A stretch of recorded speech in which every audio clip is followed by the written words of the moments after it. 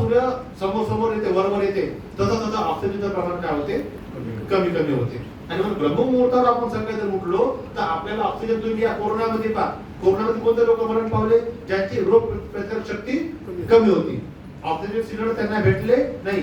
जे लोक ब्रह्ममुहूर्तावर उठले आणि आपल्या जीवनामध्ये ऑक्सिजनचा परिपूर्णतेने वापर केला, त्यांनी कोरोनावर सहज पद्धतीने मात केली.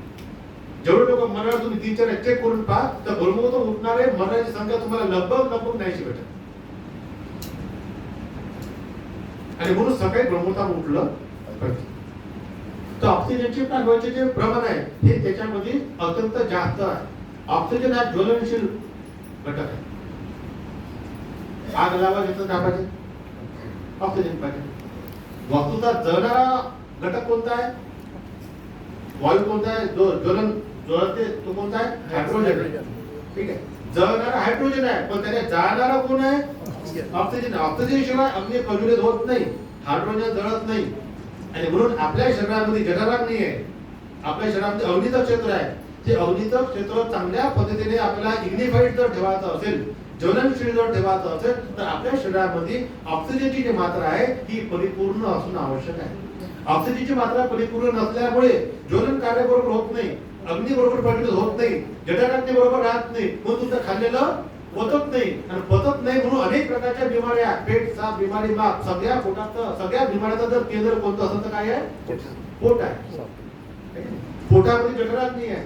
जठराग्नी हे नेहमी ज्वलनशील राहिली पाहिजे. त्याला ज्वलनशील ठेवण्यामध्ये ऑक्सिजनचा फार मोठा हात आहे. तो ऑक्सिजन आपल्या जीवनामध्ये कमी पडते कारण आपण ब्रह्ममुहूर्ताचा वापर कधी करत नाही. आणि म्हणून आपल्याला ब्रह्ममुहूर्तावर उठण्याचा जो आघात आहे हा आपल्या जीवनामध्ये नेहमीच लावला पाहिजे. हा प्रघात आपण नेहमी आपल्या जीवनामध्ये लावला पाहिजे. तिसरी गोष्ट म्हणजे ब्लड सर्क्युलेशन आहे, हृदय आहे. हृदयाचं काम कोणतं आहे, शरीरभर जे घुमते ते रक्त येते हृदयामध्ये, काय होते, जसं तुमचं पाणी इथे सेंटर बसले ना प्युरिफिकेशनचे, ते प्युरिफाईड होते, फिल्टर होते, सगळं होते, मग तुमच्या घरी काय येते, हे शरीरभर फिरणार रक्त हृदयामध्ये येते, तिथं ते शुद्ध होते. शुद्ध होते पुन्हा आर्टरीजच्या माध्यमातून काय होते, आर्टरीज आणि व्हेंट्रिकल दोन प्रकारचे आहेत त्याच्यामध्ये, ते तुम्ही सायन्सचा अभ्यास करवायला माहिती आहे. तर त्या व्हेंट्रिकलच्या, त्या आर्टरीजच्या माध्यमातून ते पूर्ण शरीरभर ते काय होते, पसरते. हे जे हृदय त्या रक्ताला शुद्धीकरण करते, कशाच्या बरोबर करते, ऑक्सिजनच्या.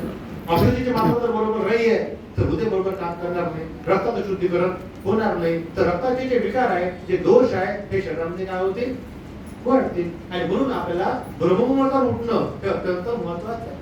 ब्रह्ममुहूर्तावर उठले तर तुम्ही तसेच तुमच्या शारीरिक, मानसिक, बौद्धिक आणि संपूर्ण हे हृदयाच्या, रक्ताच्या या सगळ्या बिमाऱ्यातून नाही का आपोआप काय होऊन जातो, दूर होतो.